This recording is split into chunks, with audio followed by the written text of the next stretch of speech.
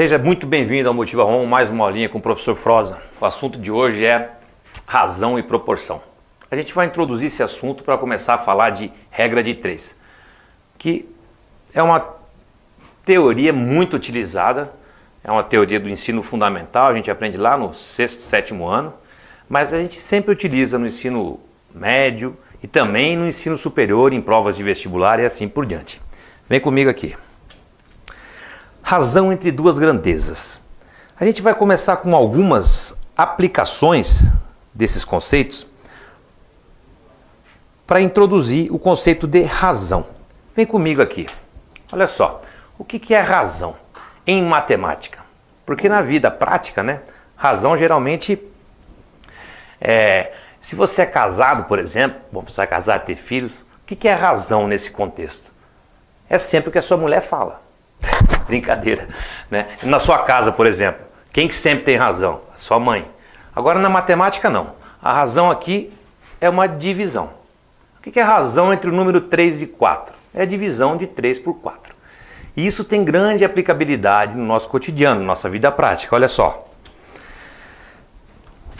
Resolver um probleminha aqui, ó. O professor Froza, eu no caso, morei 10 anos em Brasília, amo Brasília. Olá. Um oi especial para a galera de Brasília aí.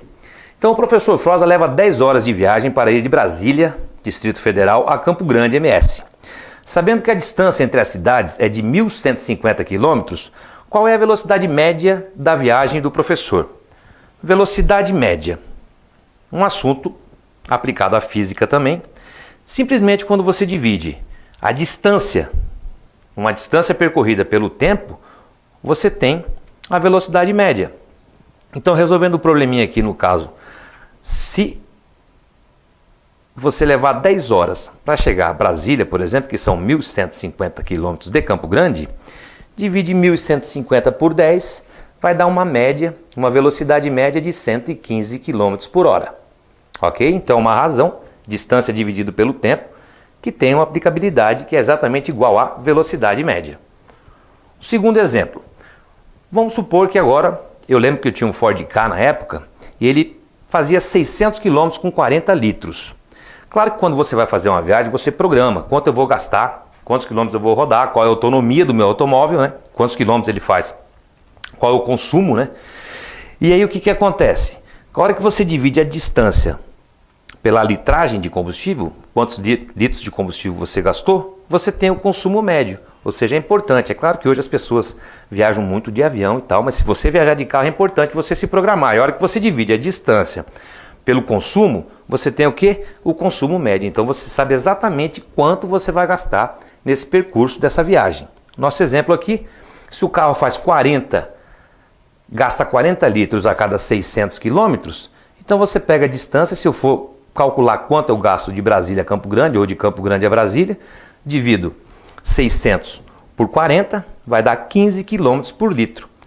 Pego 1.150, divido por 15, eu tenho exatamente quantos litros eu vou gastar na minha viagem, ok? Outra razão que tem uma aplicabilidade muito prática, né, que é o consumo médio de um veículo. Outro exemplo.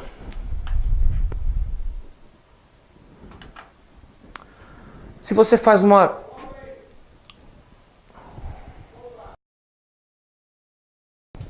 Outro exemplo, supondo que você acertou 90 questões de uma prova de um concurso com um total de 150 questões, qual é o índice percentual de acertos? Esse índice percentual ele também pode ser calculado através de uma razão. Você divide o número de acertos pelo total de questões. E depois, se você quiser ter esse valor em percentual, multiplica por 100. Então, fazendo essa conta, a gente tem... Só um minutinho, deixa eu pegar a caneta aqui. Você acertou 90 das 150 questões, certo? Isso aqui vai dar, simplifica, né? Divide por 10 em cima e embaixo, ou corta o zero, como costumamos a dizer. Isso aqui dá 9 sobre 15. Mas 9 é divisível por 3 e 15 também. Simplifica a fração. Isso aqui vai dar 3 quintos. E 3 quintos, a hora que eu divido 3 por por 5, eu sei que vai dar 60%, né? O 0,6. Então isso aqui vai dar 0,6, que se eu quiser transformar isso para porcentagem, eu multiplico por 100. Então, o seu índice de acerto foi de 60%. Claro, se você acertou 90 das 150 questões. Também é uma razão que te dá um índice percentual, ok? Próximo exemplo. Supondo que um determinado grupo de pessoas, de 60 pessoas, 45 são do sexo feminino, e agora você quer saber quanto por cento, né? Você sabe que 45 daquele grupo de 60 são mulheres, são pessoas do sexo feminino. E aí, qual é a porcentagem de pessoas do sexo feminino? Novamente, hora que eu divido número de pessoas do sexo feminino por total de pessoas, simplificando isso, acho que dá para dividir por 15, né? Dividindo por 15 em cima e embaixo, eu fico com 3 quartos. 3 quartos é exatamente igual a 0,75, que equivale a 75%. Tudo bem? Então, uma simples divisão te dá o índice percentual de pessoas em um grupo. Próximo exemplo. Aqui está a solução do exercício. E um próximo exemplo é um exemplo legal, você pode fazer na sua casa agora, calcular o índice de massa corpórea. Ou seja, esse índice de massa corpórea vai te dar uma noção se o seu peso está ideal ou se você está com o peso abaixo do recomendado ou com o peso acima do peso recomendado. Então o que você faz? Divide o seu peso pela altura ao quadrado. Essa simples razão, essa simples divisão te dá uma informação muito importante sobre a sua saúde. Veja bem, eu vou calcular o meu índice de massa corpórea do professor Froza. Eu peso 90 quilos e tenho 1,80 de altura. Fazendo essa conta aqui, você vai ter um índice de massa corpórea de 27,7. Aí você vem aqui para o indicado, olha, se ficar entre 18,5 e 24,9, parabéns, você está no peso ideal. Se por acaso ficar abaixo de 18,5, tem que tomar cuidado porque você está abaixo do peso ideal. E se ficar acima, você está obeso, está precisando emagrecer, fazer uns exercícios, cuidar com a alimentação. Então veja bem, no meu caso aqui, 27,7. Eu estou com o peso ideal? Não, não estou com o peso ideal, porque eu teria que estar nesse intervalo aqui, o meu índice de massa corpórea, entre 18,5 e 24,9. Mas eu estou abaixo de jeito nenhum, né? Estou obeso? Não, porque também não está acima de 30. Então veja bem, não estou obeso, mas também não estou com o peso ideal. Preciso emagrecer um pouquinho, de repente tomar um cuidado maior, fazer mais exercício, tomar um cuidado maior com a alimentação.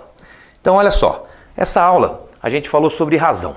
Então, de maneira geral, o que é a razão entre dois números x e y? É a divisão entre eles. Simples assim.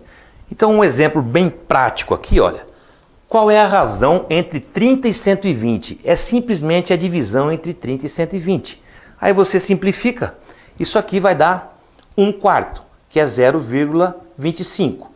Que se você quiser escrever esse número decimal na forma percentual, basta multiplicar por 100. Ok?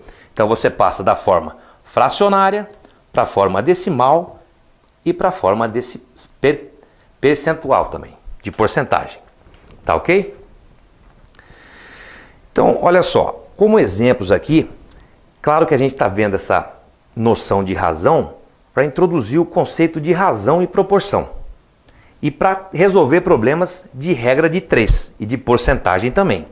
Então a gente viu velocidade média, consumo médio, índice percentual, índice de massa corpórea, e claro que existem outras razões, vem comigo aqui, existem várias razões que têm uma aplicabilidade imediata no nosso cotidiano, ok? Até a próxima aula, motiva que a vaga bem, tá ok? A próxima aula vamos falar de regra de 3. Um abraço.